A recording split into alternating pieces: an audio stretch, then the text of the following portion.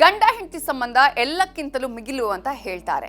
ಅದೇ ರೀತಿಯಾಗಿ ತನ್ನ ಪತ್ನಿ ಏನಾದರೂ ಗರ್ಭಿಣಿಯಾದಂತಹ ಸಂದರ್ಭದಲ್ಲಿ ಗಂಡನಿಗೆ ಯಾವ ರೀತಿಯ ಖುಷಿ ಇರುತ್ತೆ, ಒಂದು ರೀತಿಯ ಆತಂಕ, ಒಂದು ರೀತಿಯಾದಂತಹ ಧೈರ್ಯ ಕಳ್ಕೊಳ್ಳುವಂಥದ್ದು ಅಥವಾ ಒಂದು ರೀತಿಯಲ್ಲಿ ಟೆನ್ಷನ್ ಇವೆಲ್ಲ ಕೂಡ ಉಂಟಾಗುತ್ತೆ.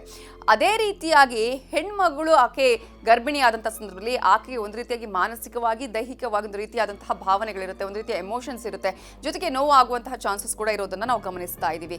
ಆ ಒಂದು ಸ್ಟೋರಿ ಯಾಕೆ ಹೇಳ್ತಾ ಇದ್ದೀನಿ ಅಂತ ಹೇಳಿದ್ರೆ, ನೋಡಿ, ವಿಯೆಟ್ನಾಂನಲ್ಲಿ ಒಂದು ಘಟನೆ ನಡೆಯುತ್ತೆ. ವಿಯೆಟ್ನಾಂನಲ್ಲಿ ತನ್ನ ಹೆಂಡತಿ ಗರ್ಭಿಣಿ ಅಂತ ತಿಳಿದಂತಹ ಪತಿ ಆಕೆಯನ್ನು ಚೆನ್ನಾಗಿ ನೋಡ್ಕೊಂಡಿರ್ತಾನೆ. ಆದರೆ ಆಕೆಗೆ ಹೆರಿಗೆಯ ಡೇಟ್ ಹತ್ರ ಬರ್ತಿದ್ದಂಗೆ ಆತನಲ್ಲೂ ಕೂಡ ಒಂದಷ್ಟು ರೀತಿಯ ಆತಂಕ ಉಂಟಾಗುತ್ತೆ. ಆದರೆ ಹೆರಿಗೆ ನೋವು ಆಕೆಗೆ ಕಾಣಿಸ್ಕೊಳ್ಳುತ್ತೆ.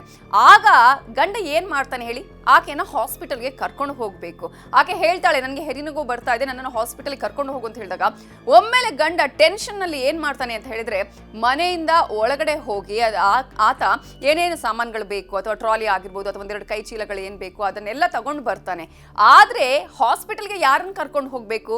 ತನ್ನ ಹೆಂಡತಿಯನ್ನು ಹಾಸ್ಪಿಟಲ್ ಕರ್ಕೊಂಡು ಹೋಗಬೇಕು. ಆದರೆ ಆತ ಸೀದಾ ತಾನೇ ಡ್ರೈವ್ ಮಾಡ್ಕೊಂಡು ಒಬ್ಬನೇ ಹೋಗ್ತಾನೆ. ಆಕೆ ಅಲ್ಲೇ ಓಡಾಡ್ತಿರ್ತಾಳೆ, ಅಯ್ಯೋ ನನ್ನ ಗಂಡ ನನ್ನನ್ನು ಬಿಟ್ಟು ಹೋದ ಅಂತೇಳಿ ಆಕೆ ಕಾರ್ನ ಹಿಂದೆ ಹೋಗುವ ಪ್ರಯತ್ನ ಮಾಡ್ತಾಳೆ. ಆದರೆ ಆತ ಸೀದಾ ಹಾಸ್ಪಿಟಲ್ ಹತ್ರ ಹೋಗ್ತಾನೆ. ಆ ನಂತರ ನೋಡ್ತಾನೆ ನನ್ನ ಹೆಂಡತಿ ಇಲ್ಲಿ ಇಲ್ಲ ಅಂತ ಹೇಳಿ. ಯಾಕಂದ್ರೆ ಟೆನ್ಷನಲ್ಲಿ ಏನೆಲ್ಲ ಆಗುತ್ತೆ ಅನ್ನೋದಕ್ಕೆ ವಿಯೆಟ್ನಾಂನಲ್ಲಿ ನಡೆದಂತಹ ಒಂದು ಘಟನೆಯ ಸಾಕ್ಷಿ. ಆನಂತರ ಆತ ವಾಪಸ್ ಬರ್ತಾನೆ, ಮತ್ತೆ ಆತ ಕರ್ಕೊಂಡು ಹೋಗ್ತಾನೆ. ಆದರೆ ಈ ಒಂದು ವಿಡಿಯೋ ಇದೆಯಲ್ಲ, ಇದು ಸಾಕಷ್ಟು ವೈರಲ್ ಆಗ್ತಾ ಇದೆ.